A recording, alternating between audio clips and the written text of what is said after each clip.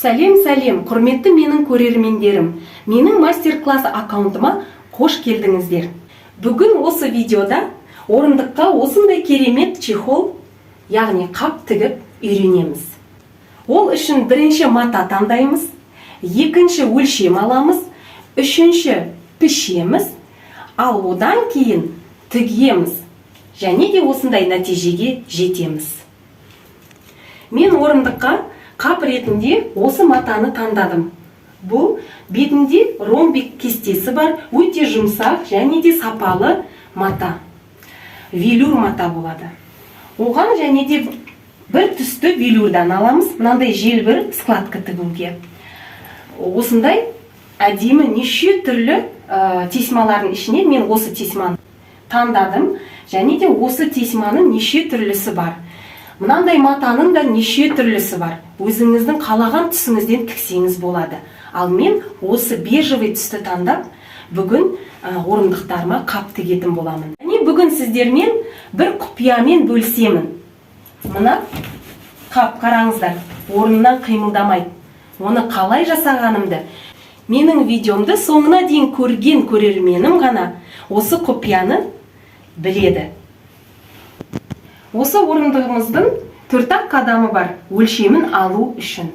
Өлшемін алу үшін біз енін өлшеміз 43 сантиметр.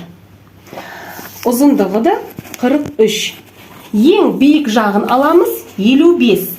Арты, орындықтың арты, мінеки мына жерге дейін, ең биік жерінен, мына жерге дейін 65 болады примерно. Біз 43 болғаны үшін мына жерден 45 аламыз. 2 сантиметр тігіске жіберуге сәл артықтау қылып алғанға ешқандай жамандық көріп тұрған жоқпыз. Сол үшін бәрін қосқан кезінде, мінеки мына жағы 45, 55, арты 65 болса, онда жалпы ұзындығы мына орындыққа 165 сантиметрлік мата керек екен. Ал ені стандарт 45 болады. Өйткені 43 деп есептедік жаңа, оған тігісіне тағы 2 сантиметр алатын болсақ, бізге ровно 45 сантиметр дәл келеді екен. Ол үшін орындығымыздың ені 45 сантиметр болғандықтан, жалпы мінеки 1 метр матадан мен 45 сантиметрден 90 сантиметр алып ортасынан бөлгенде, мінеки 2 орындыққа чехол шығып тұр. Оны қайырып, мінеки, қайырған соң, міне арты матамның көріп тұрсыздар, 25 сантиметр жетпей қалғаннан кейін, мен бір түсті осыған ұқсас бежевый матаны алып, жалғаймын. Міне мен 25 сантиметр алған едім, 2 сантиметр мыняға мын жағына, және 3 сантиметр мын жағына қайтаруына кетті. Мінеке көрермендер, мен айтып кеткендей, мына мата велюр бетінде ромбик кестесі бар деп едім. Бұдан перде тігуге болады. Сол үшін бұл матаның ұзындығы 2,80. 2,80 болғандықтан мен бұны 2-ге бөлдім. 2-ге бөлгенде 1,35 сантиметрден шықты. 1 метр матадан 4 чехол шығаруға болады екен. Осыдан 1 метр алатын болсаңыздар, оны беттестіресіздер, чистка жасайсыздар, шетінде кронкаларын алып тастайсыздар, қисық жерлерін алып тастап, таза матаны қойып бөлесіздер. Мінеки бөлген кезінде бұл 1 метрлік мата 4-ке бөлінеді. 4-ке бөлінгенде 1 метрді тазылаған жағдайда шеттерін өзі примерно 90 сантиметр болып қалады.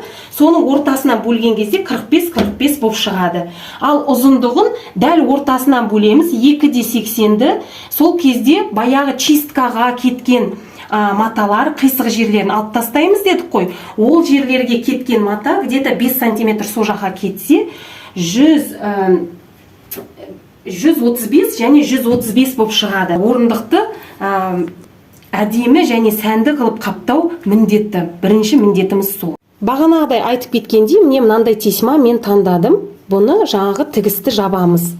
Әрі орындығымыздың қабын осымен безендіреміз. Осылай қылып 50 сантиметрден мынандай лентамызды, атласовый лентамызды қиып, мінеки аверлокпен, мына жағын зигзагпен бит тігіп шығамыз, қайтарып. Содан кейін өстіп әр орындыққа осылай лентамызды дайындап қоямыз. Бұл неге керек екенін сізге видеоның соңында бәрі анық болады. Ал чехолымыздың ең төменгі жағына тігетін мынандай юбочка сияқты желбірін мынандай бір түсті велюрдан пішіп аламыз. 15 сантиметрлік жалпақтықта, ал ұзындығы 2,80 болып қала берсін. Мінекей мен биттестіріп тұрғанда бұл өте ұзын болу керек. Өйткені біз қатпарлаған кезінде матаны көп жұмсаймыз. Сол үшін өз ұзындығында тұра берсін. Ал мына орындыққа енді ұзындығы 165 және ені 45 сантиметрлік мата керек дедік. Ол үшін біз мінекей пішіп алдық. 1 метр матадан 4 мынандай кусок шығардық, мінекей. Мынандай бөліктер. Енді бұны бетіп қойған кезінде, мына толық ромбигі бар жақты артына жібереміз, қыздар. Ал жарты ромбик болған жерді міндетті түрде мына орындықтың отыратын жағына жібереміз. Және де бетіп қойған кезінде, қойып аламыз. Матамызды әдемілеп қойып алғаннан кейін біз айттық, столымыздың, орындығымыздың артын барынша жаппайды, дұрыс па? Ол үшін біз мына матамызды дайындап қойдық. 25 сантиметрлік ұзындығы және ені 45 сантиметр. Қыздар айтып кеткенде, мінекей ворсты бар бұл матаның. Ворсты қарама-қарсы жаққа тігудің қажет жоқ. Мінекей астыға қарау үшін былай тігеміз. Ол үшін бүйтіп жалғаймыз. Мінекей ромбиктер толық жағын біз артына жібергендіктен, мына жалғауды да артына тігеміз. Ол үшін ворстын дұрыстап алдық. Мінекей бір-біріне биттестіріп аламыз. Жіпті де қыздар осы матамызға сәйкестіріліп алсақ өте күшті болады.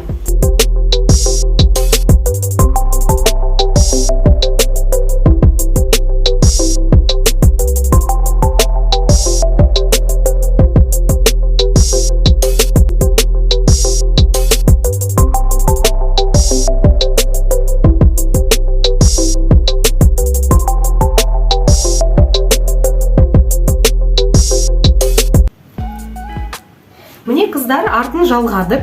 Қарап тұрғандай өте керемет, күшті және сапалы. Енді тағы да қисық болмау үшін орындығымызға әдемілеп төсеп аламыз. Мінекей әдемілеп, жан-жағын дүзеп, мінекей мына жағында да, мына жағы да тең болып тұру үшін, мінекей көріп тұрсыздар ғой, тегіс болып тұр. Өстіп тегістеп аласыздар, қисық болмау керек. Және де мінекей мынандай қылып ұстаған кезде міне арты тегіс болды, тап осы жерінен зачистка биттестіріп алып, мына лавкамызды қойып аламыз 1 сантиметрдей қылып, сәл артықтау қылып, тең болғаны жақсы. Кейін қайтадан тігуімізге де оңай.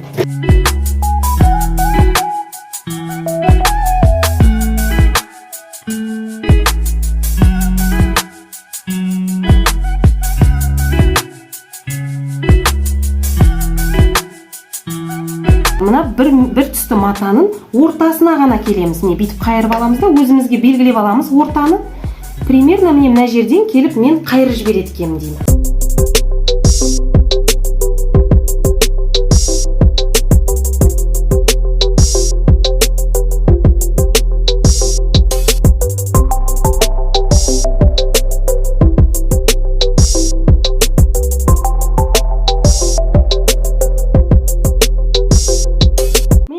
Біз артын жалғадық.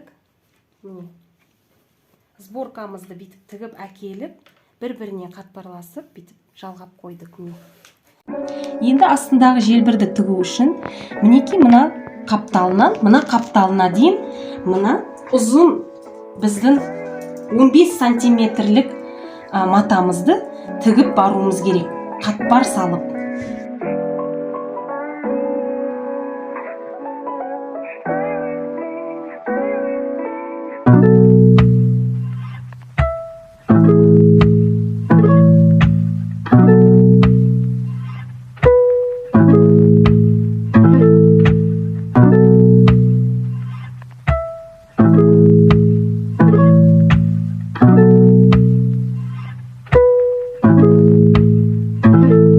Kick.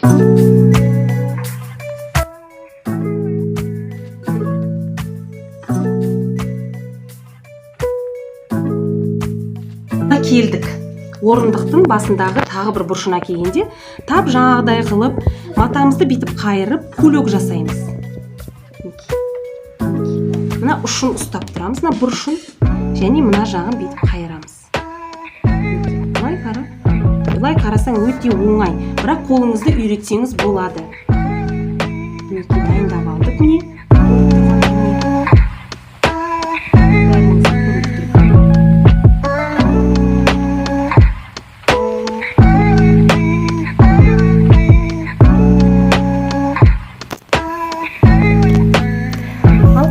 Ендігі сәтіміз біздің мына тесманы, мына жалғанған жерді жабу. Дәл осының үстіне қойып, бүйтіп мінекей тіріп шығамыз қазір.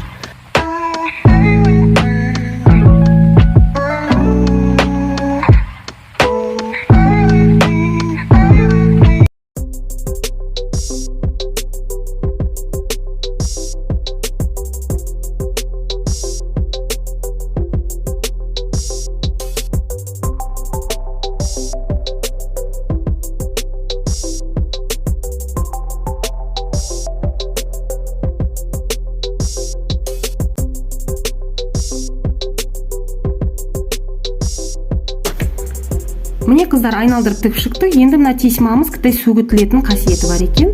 Бұл енді сөгітіліп кетпеу үшін біз мынаны машинкамызды мынандай режимге қойып аламыз, зигзаг тігетін. Өйткені ол зигзаг бәрін бекітіп тігеді, білесіздер. Міне қойып алдым. Енді мына артық жерлерін қиып тастаймыз, шашақ болып. Орындығымыздың невесін қашырмасын деп. Әдемілігін.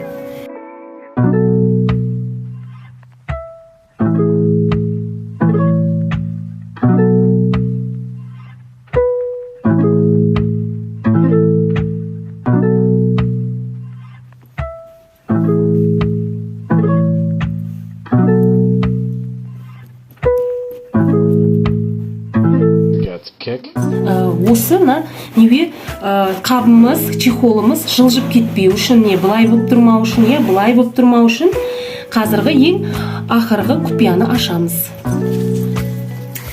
Ол үшін чехолымыз бір орында қатып қалу үшін, және де орындығымызға жабысып қалу үшін біз мынандай 4 сантиметрлік жалпақ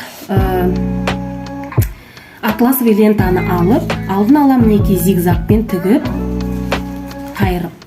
Бұл білесіздер, е, атласовый лента тез сөгітіліп кете береді, өстіп дайындап аламыз. Бүйтіп, дәл мына тесманың үстіне қойып тұрып тігіп аламыз.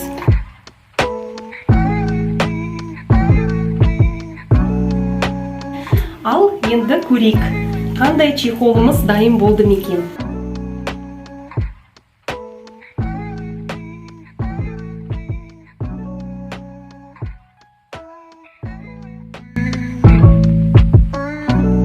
Ленталар бітіп тұрады. Ең бастысы мына орындықтың үстін дүзеп, міне юбочка складкаларымызды дүзеп аламыз. Дүзеп болғаннан кейін астынан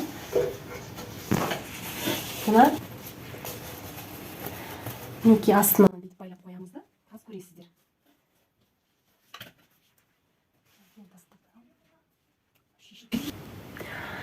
Мінекей біздің қабымыз дайын болды, және де міне айтқандай бағанағы байлап қойған ленталарымыздың көмегімен біздің чехолымыз жылжымайды, бір орында тұрады мінекей. Және де тегіс, әдемі, ұқыпты тігілген осындай чехолымыз дайын болды. Қыздар, ерінбейміз, матаны таңдаймыз, өлшемді аламыз, пішеміз, және тігіп алып осындай нәтижеге жетеміз. Ал енді сіздерге сәттілік тілеймін, қыздар. Жұмыстарыңыз жемісті болсын. Менің каналыма тіркеліп, лайк басып, және де басқа да лайфхактарды көргілеріңіз келсе, қоңыраушаңызды басып қойсаңыз болады. Сізге ескерту келіп тұрады, асыл заттан мастер-класс келіп тұр деп. Алда әлі тағы көп сіздерге мастер-класстармен бөлісуге дайынмын. Күтем сіздерді каналымда. Сау болыңыздар.